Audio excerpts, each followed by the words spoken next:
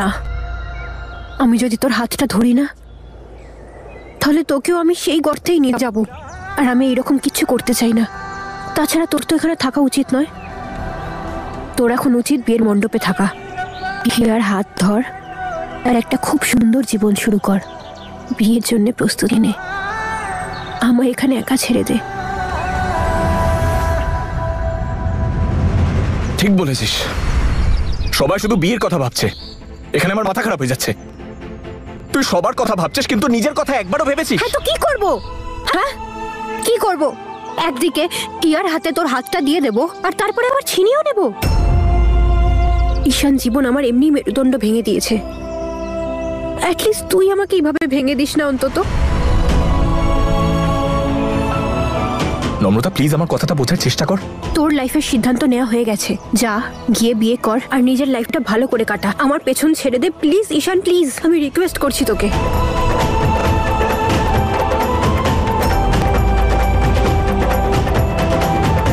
আমি শুধু তোকে সাহায্য করতে চাই নম্রতা, আমার কথা বোঝার চেষ্টা কর।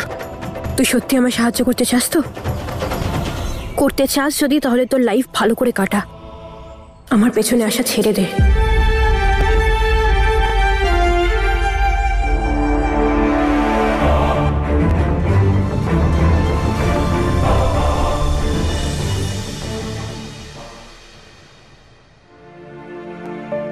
কি চাই মা? ওই আমার আশীর্বাদের জিনিসপত্রের প্রয়োজন। আশীর্বাদের থালায় তো অনেক কিছু থাকে, মৌয়া, মিছরি, দূর্বা ঘাসও দিতে হবে। কি? দুব্ব? দুব্ব নয়, দূর্বা। তুমি বাইরে থেকে এসেছো বুঝি মা? হ্যাঁ, আমি কানাডা থেকে এসেছি। এখানে কেউ নেই তোমার? কোনো আত্মীয় স্বজন? নিজের বিয়ের প্রস্তুতি নিজেই নিচ্ছ?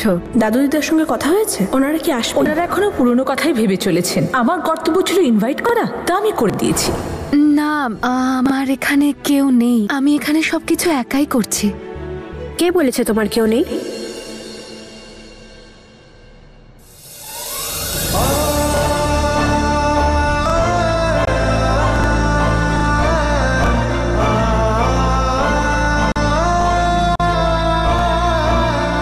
আমি আছি তো, আমি ওর দিদার বাড়ির থেকে।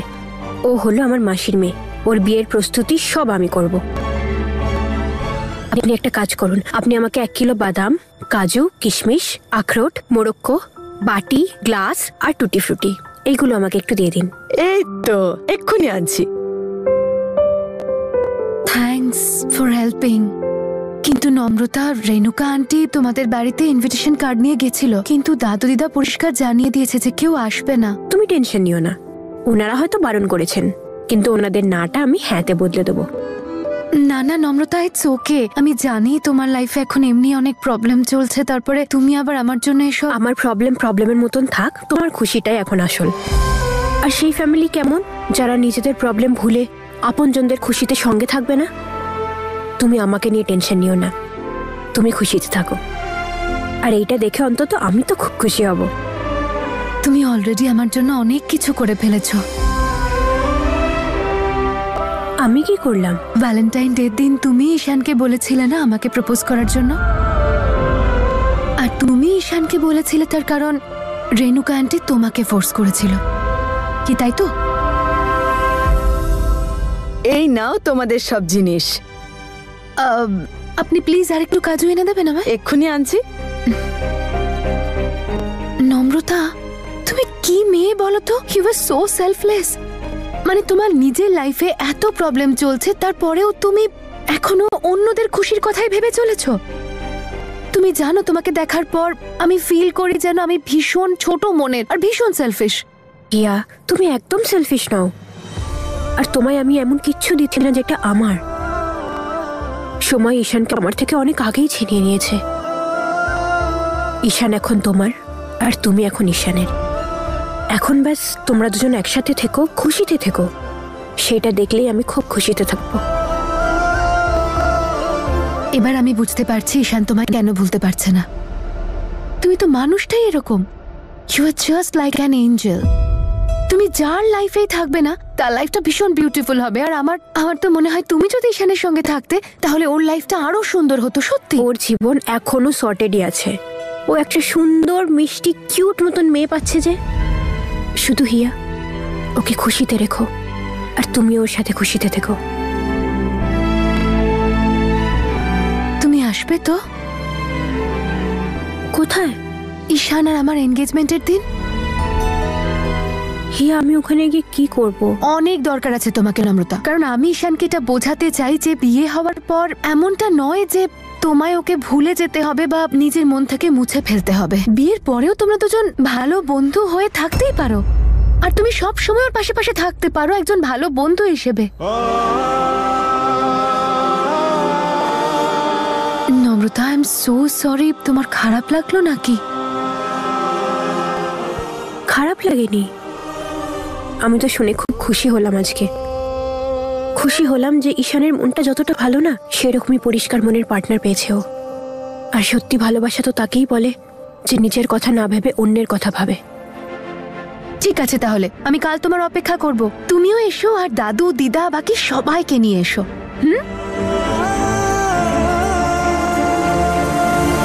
আরে মেয়েরা, তোমরা তাড়াতাড়ি কাজ করো। এই ফুলগুলো ওখানটা রাখো, তাড়াতাড়ি রাখো। আরে আন্টি, এটা দেখুন, আপনার জিনিসটা এসে গেছে। খুব সুন্দর হয়েছে, বাকিগুলো তৈরি করে ঠিক নাও। আছে। আরে এটা মা, ওখানে নিয়ে গিয়ে রাখো না। দেখুন তো, আমি আশীর্বাদের সব জিনিস ভালো করে আরে, দেখে কি শুনে নিয়ে দারুণ এসেছি। ব্যাপার, তুমি তো এখনই এক্সপার্ট হয়ে গিয়েছো। আরে তোমরা শোনো, এদিকে এসো, এটাকে ওদিকে রাখো। সাবধানে। আচ্ছা তুমি বলো, তোমার ড্রেসটা ঠিক আছে তো? আপনি এসব নিয়ে একদম টেনশন করবেন না, আমি ঠিক সময় রেডি হয়ে যাব, আর ওই ড্রেসটাও পরে নেব। টেনটেনা, এই দেখো আমার দাদার ড্রেস, তোমার হবু বরের। বলো কেমন লাগছে? খুব সুন্দর হয়েছে। আমার হিরো যখন পরবে তখন আরো সুন্দর লাগবে।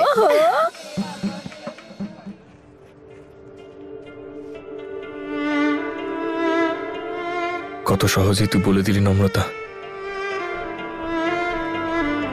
কত সহজে তুই বলে দিলি আমি যেন তোর জীবন থেকে সরে যাই। কত সহজেই তুই বলে দিলি আমি যেন অন্য কারোর হয়ে যাই।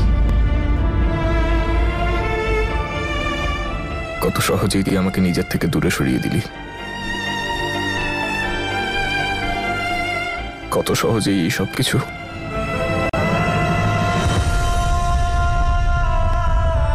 আমি জানি এটা মিথ্যে, কারণ যদি এটা সত্যি হতো তাহলে আজও আমার মন আমাকে বলতো না যে তুই কষ্টে আছিস। আজও আমার মন আমাকে বলতো না যে আমি তোর কাছে যেন ছুটে চলে যাই, তোকে জড়িয়ে ধরি।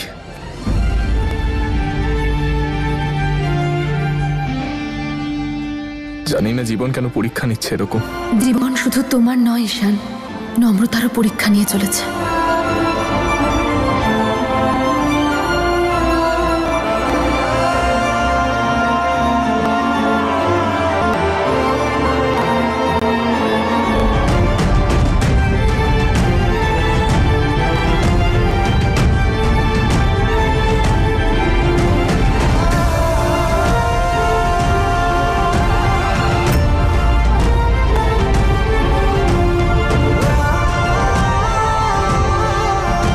হে উপরওয়ালা, আমি এমন কি করব যাতে এদের দুজনের কষ্টটাই আমি কমাতে পারি। মামলা কিন্তু খুবই কমপ্লিকেটেড। এই লড়াই তুমি একা লড়তে পারবে না। সেটা আমি জানি আঙ্কেল, কিন্তু তুমিও তো জানো দাদু আমাকে নিয়ে কতটা টেনশন করেন। আমি ওনাকে এসবের মধ্যে ইনভলভ করতেই চাই না, কিন্তু আমার মিস্টার অদিতের থেকে যেভাবে হোক ডিভোর্সটা চাই। আমি চিনি তোমার দাদুকে, সেজন্যই তো আমি এই কেস হাতে নিলাম, না হলে ওদের বিরুদ্ধে মামলা লড়ার সাহস কারোর হতো না। আমি জানি নিজেদের পলিটিক্যাল ইমেজ বাঁচানোর জন্য যা খুশি করতে পারে ওরা। আর হতে পারে ওদের পরবর্তী টার্গেট তুমি। আমার নাম আর আমার জয়ের মাঝখানে যে আসবে তাকে তার জীবন হারাতে হবে। এই জন্যই আঙ্কেল আমি যেভাবে হোক এই সম্পর্কটা তাড়াতাড়ি ভাঙতে চাই, আর সেই জন্যই আমি জানি একমাত্র তুমি আমাকে সাহায্য করতে পারবে। কিন্তু মা, উকিলের হাতে অপোজিশনের বিরুদ্ধে প্রমাণও তো থাকা দরকার। কোনো প্রমাণ ছাড়া তোমার এই অভিযোগ কখনোই সত্য প্রমাণিত হতে পারে না।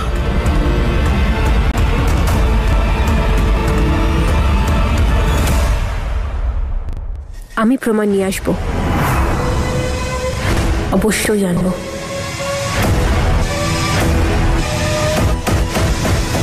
আমি জানতে পেরেছি যে ও এখানকার সবচেয়ে বেস্ট লয়ার প্রকাশের সঙ্গে দেখা করতে গেছে।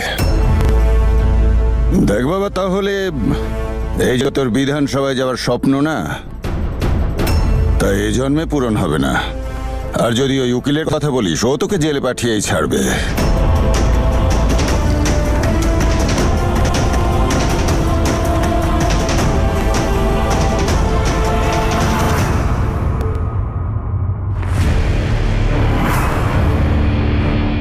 এবার তো একটাই উপায় আছে ড্যাড, কে? অ্যাক্সিডেন্ট। নম্রতার অ্যাক্সিডেন্ট।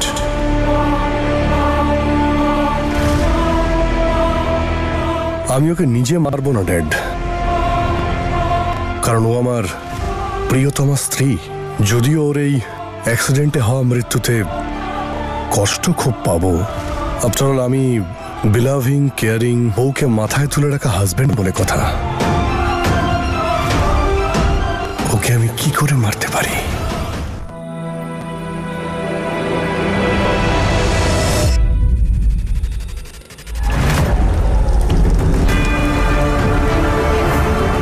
বৌদি, কেউ দেখতে পায়নি তো? না, কেউ দেখতে পাইনি। তুমি দড়ি নিয়ে এসছো, তুমি দড়িটা ওপর থেকে ফেলো, কিন্তু সাবধানে, গার্ড গেটেই বসে আছে।